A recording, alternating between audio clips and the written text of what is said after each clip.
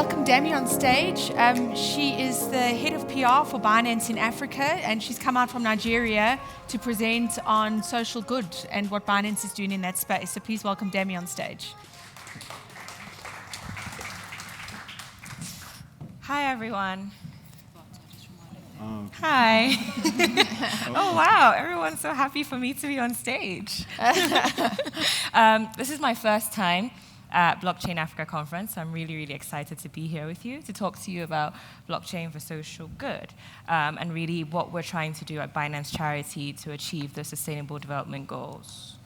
So yesterday, my lovely colleague Tanya gave you an introduction to Binance and what we do. So I won't go over that again. I know most of you were also here yesterday. But I will talk a little bit about that, but also about Binance Charity and really what blockchain philanthropy is compared to traditional philanthropy and the impact of Binance Charity since we started in 2018 to present, and really more our work in Africa. And as Tanya kind of explained yesterday what we plan to do in South Africa, I'll talk a bit about that with as much detail as I can. So yeah, as we said yesterday, as you all probably already might be familiar with Binance, I hope you are, we have users in over 180 countries and regions and team members in 40 plus countries. There are about 800 of us around the world. And one of the key things we say is that Binance is global and decentralized. And we have various languages on our platforms. This is really important, and why I'm highlighting it is that when it comes to the Sustainable Development Goals, everything is important. And the key thing that we're trying to do at Binance is, as you know, increase the freedom of money to improve the lives of everyone around us. Money is obviously a very impactful way of getting things done and achieving the Sustainable Development Goals. So I hope my video is going to play. I have a video. I'm hoping it will work. But one of the key questions that we try to answer is, how do we use this technology, this blockchain technology, to empower people, to make their life sustainable, to achieve poverty reduction by, increasing the freedom of money, and thereby creating economic transformation.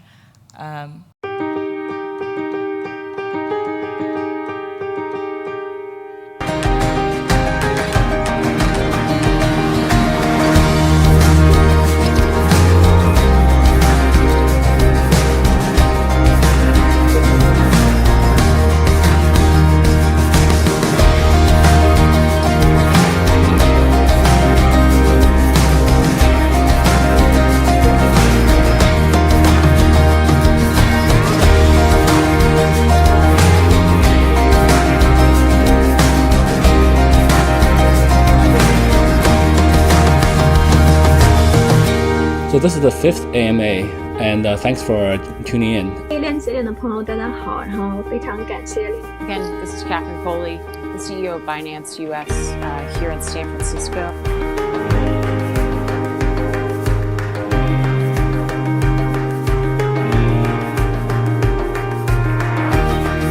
Brazil, Argentina, India. We believe in freedom of money. We help. we educate. We are from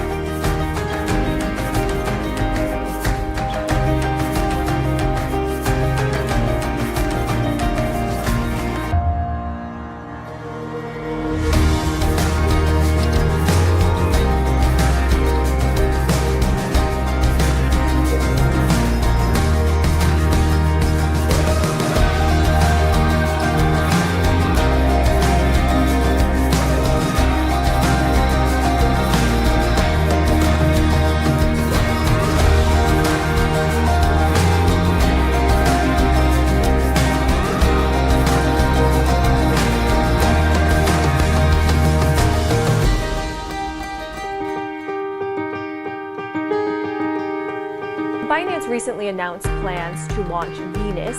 I would say Binance DEX is a much more inclusive and open platform for entrepreneurs. Binance Labs incubation program is an initiative by Binance Labs.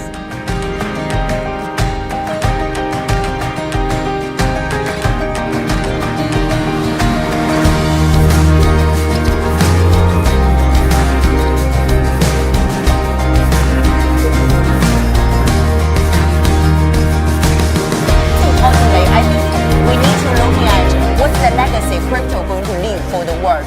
Binance, we really want to send out this message.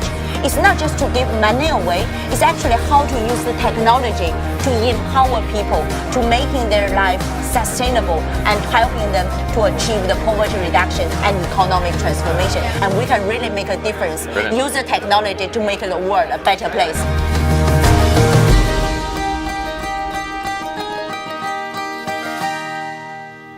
Excellent. So the sound in that wasn't so great, but one of the key things my colleague was saying in that video is everything I was saying, how do we use this technology to impact people, and showing everything that Binance has been doing outside of our charity work, our exchange, and our ecosystem in general, but of course today is to talk about the exchange.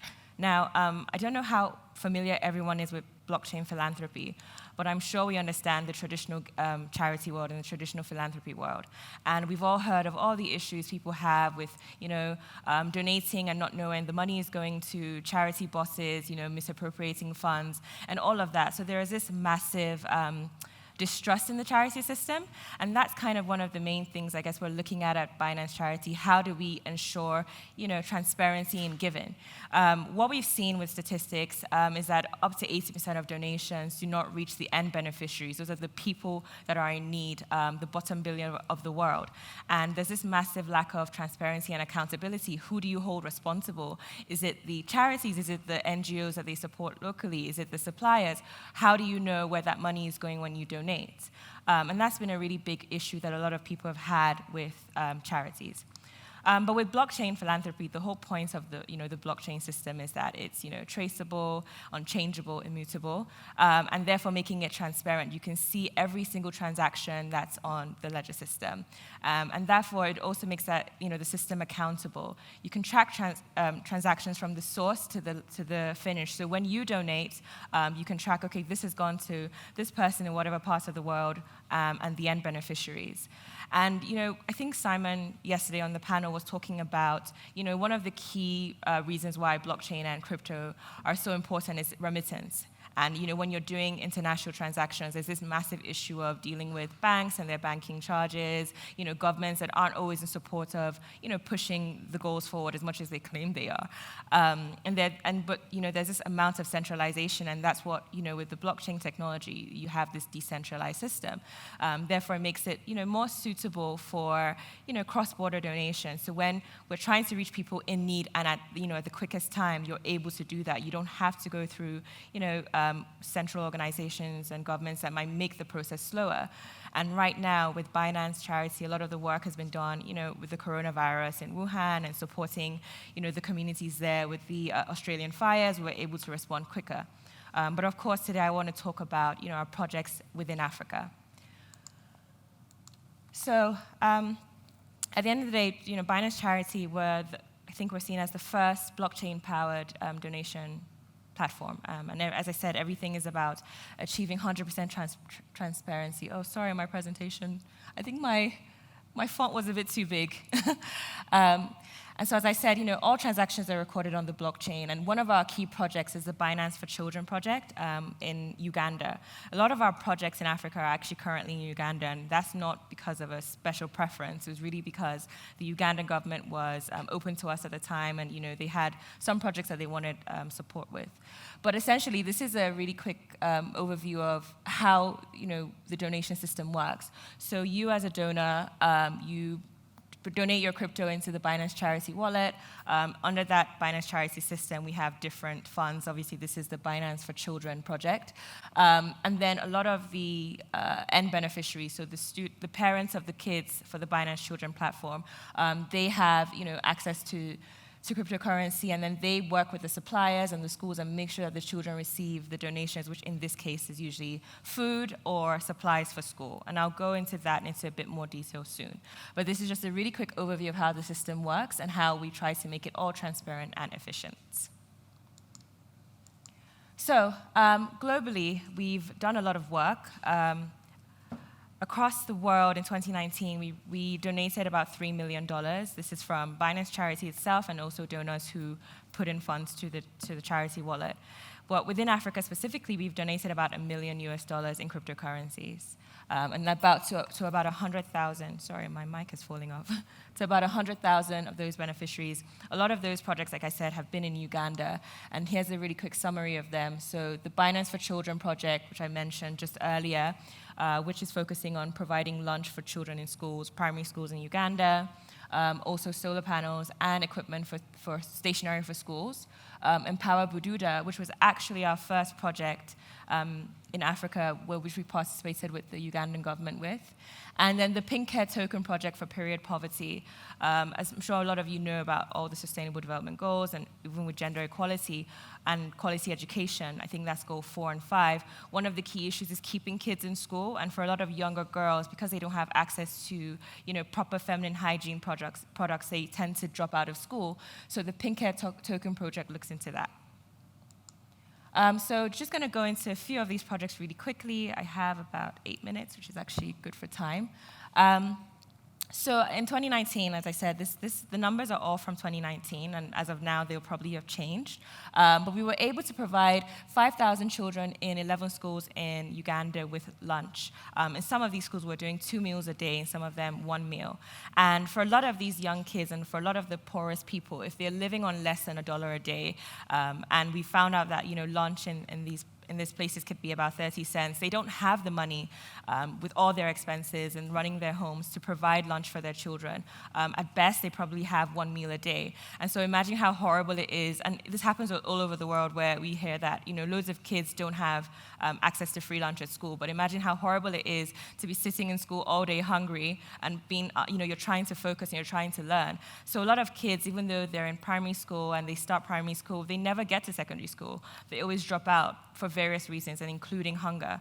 And we know that zero hunger is one of the key sustainable development goals that we're trying to achieve across the world. So the Binance for Lunch for Children project looks into that. And so we've been able to, over the past year, for a whole semester, for a whole 3 semesters, keep these kids in school and provide lunch for them, which is pretty amazing. There's a Pink Care Token. I have a video for this.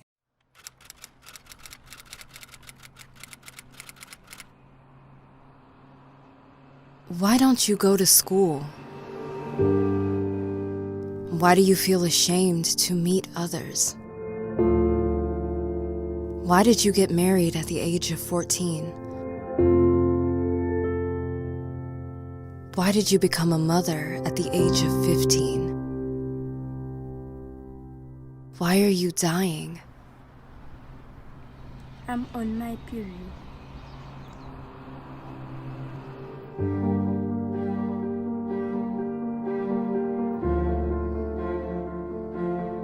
You may never realize all the freedom that you enjoy today are given by these sanitary pads. Sanitary pads have a history of over 100 years. Today, however, over 2 million girls worldwide are unable to afford it. In Africa, 1 out of 10 girls drop out of school due to period poverty. 1 Pink Care Token can be redeemed for a year's supply of sanitary pads for just 1 African girl. Help 1 million young women live with dignity. Every small bit of freedom can lead to a bigger and brighter future. Pink Care Token.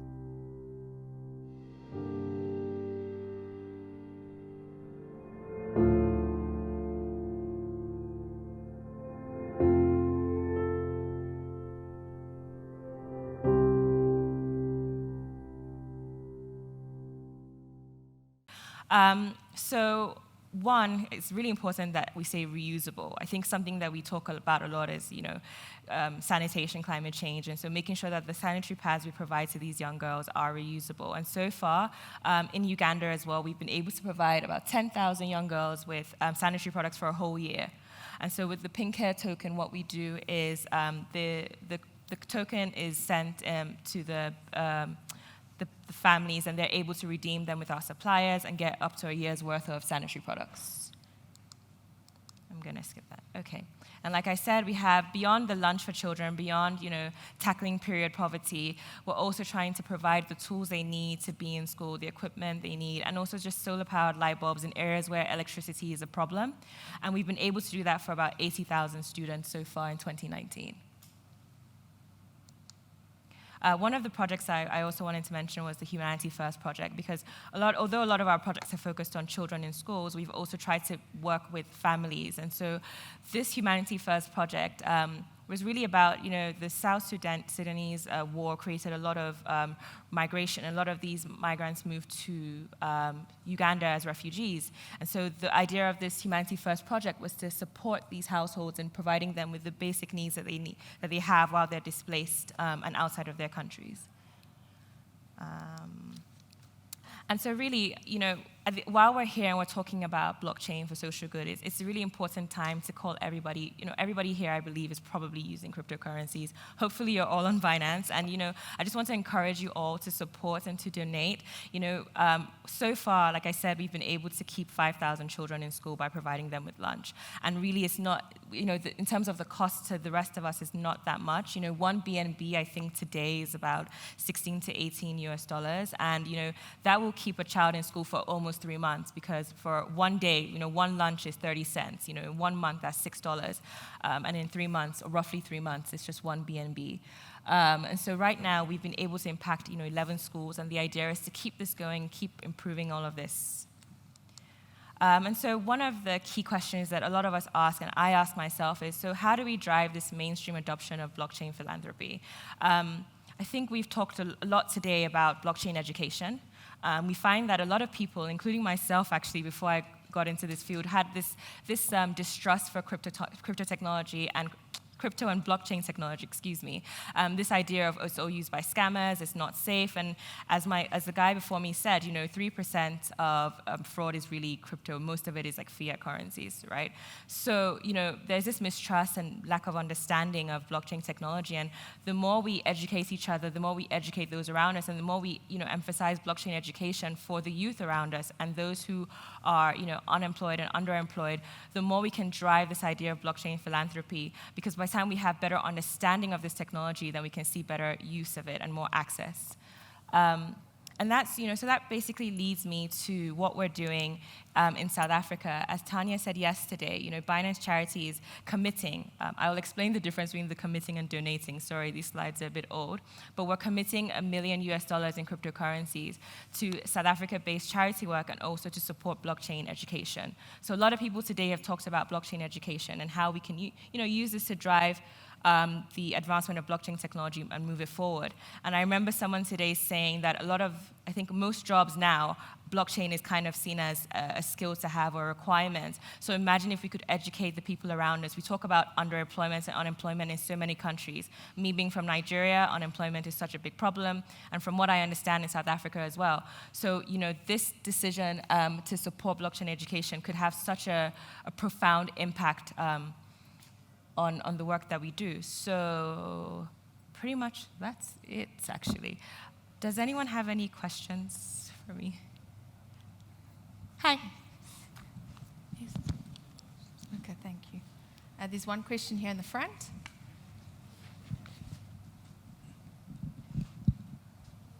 Hi. I was curious, how does the chain guarantee that money gets to where it's supposed to go? Is it an auditing mechanism, or are the wallets technically locked down to certain individuals that are pre-validated to receive the money, and presumably it gets cashed into dollars or whatever at some point to buy food or sanitary pads, etc.